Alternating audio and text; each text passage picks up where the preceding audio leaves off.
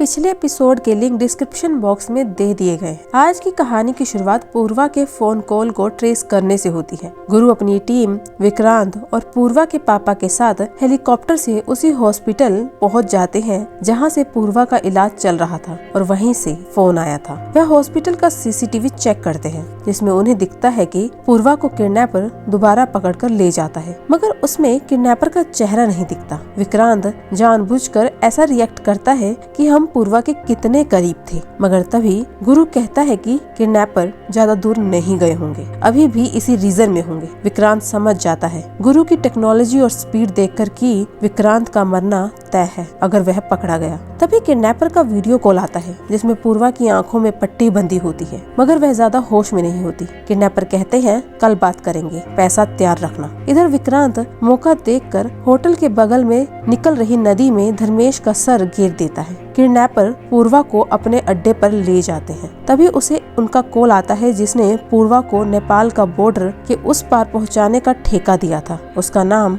शेरपा होता है। किडनैपर आदित्य उसे फोन से गाली देता है और फोन कट कर देता है। तभी किडनैपर के फोन में एक वीडियो आता है जो शेरपा ने भेजा होता है। उस वीडियो में आदित्य की बेटी और जीजा शेरपा के कब्जे में है। आदित्य यह देखकर और ज्यादा परेशान हो जाता है। इधर शिखा अखिल के साथ अपने हनीमून के लिए निकल ही रही होती है। तभी शिखा के पापा को सोसाइटी वाले कहते हैं कि मेन नाली में मांस तैर रहा है और छोटे छोटे हड्डी के टुकड़े मिले हैं। पुलिस एक टुकड़ा लेकर चले जाते हैं क्योंकि इस सिचुएशन को अखिल संभाल लेता है क्योंकि वह भी पुलिस वाला है। इधर गुरु बताता है पूर्वा के पापा से यह किडनैपर असल में हिटमैन है, मतलब एक तरह का कॉन्ट्रैक्ट किलर। किसी ने पूर्वा को मारने का इसे कॉन्ट्रैक्ट दिया है। अच्छा अंकल एक बात बताइए, पूर्वा के लद्दाख जाने की बात किस किस को पता थी? विद्रोही कहते हैं पूर्वा, मुझे और विक्रांत को बस। तब गुरु कहता है कि लद्दाख जाते जाते चिली का प्लान किसने बनाया? विक्रांत कहता है पूर्वा को मोनेस्ट्री देखनी थी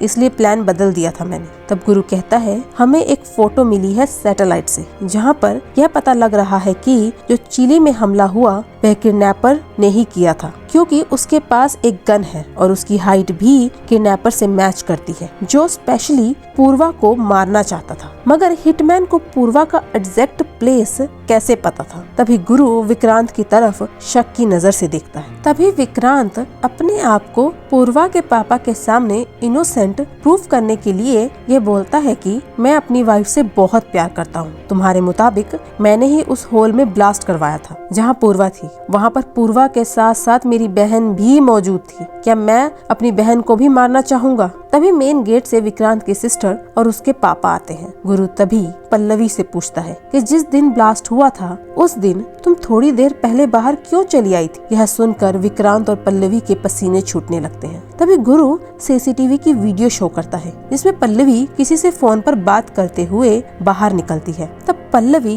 बता देती है कि भैया का फोन आया था। तभी विक्रांत बीच में बोल पड़ता है और कहता है उस दिन मैं लद्दाख में था और हॉल में पूर्वा का डांस परफॉर्मेंस होने वाला था, इसलिए मैंने पल्लवी को फोन किया था कि वह पूर्वा का डांस रिकॉर्ड कर ले। यह बात सुनने के लिए बाहर आई थी। यहाँ मुझ पर शक करने के बजाय पूर्वा को बचाने के बारे में सोचिए, मेरी हाथ जोड़कर विनती है। पूर्वा के पापा गुरु को और सवाल करने से रोक देते हैं। इधर पूर्वा को वीडियो कॉल के लिए तैयार किया जाता है। इधर किडनैपर की बहन पूर्वा को तैयार करती है। तभी पूर्वा कहती है कि तुम सब मारे जाओगे, तुम्हें पता नहीं है मेरे पापा कौन है। तभी किडनैपर की बहन कहती है कि अब पैसों की बात नहीं है, तुम्हें जिन्हें सौंपना है उनके पास मेरा पति और दादा की बेटी है। अगर तुम्हें वहाँ नहीं पहुँचाया तो वह लोग उन्हें मार देंगे। तुम्हें और कुछ जानने की जरूरत नहीं है। इधर विक्रांत विद्रोही को अकेला पाकर उसके कान भरने लगता है कि लद्दाख जाने की बात धर्मेश को भी पता थी। धर्मेश आपका बेटा जैसा था मगर बेटा तो नहीं था, शायद उसके मन में कोई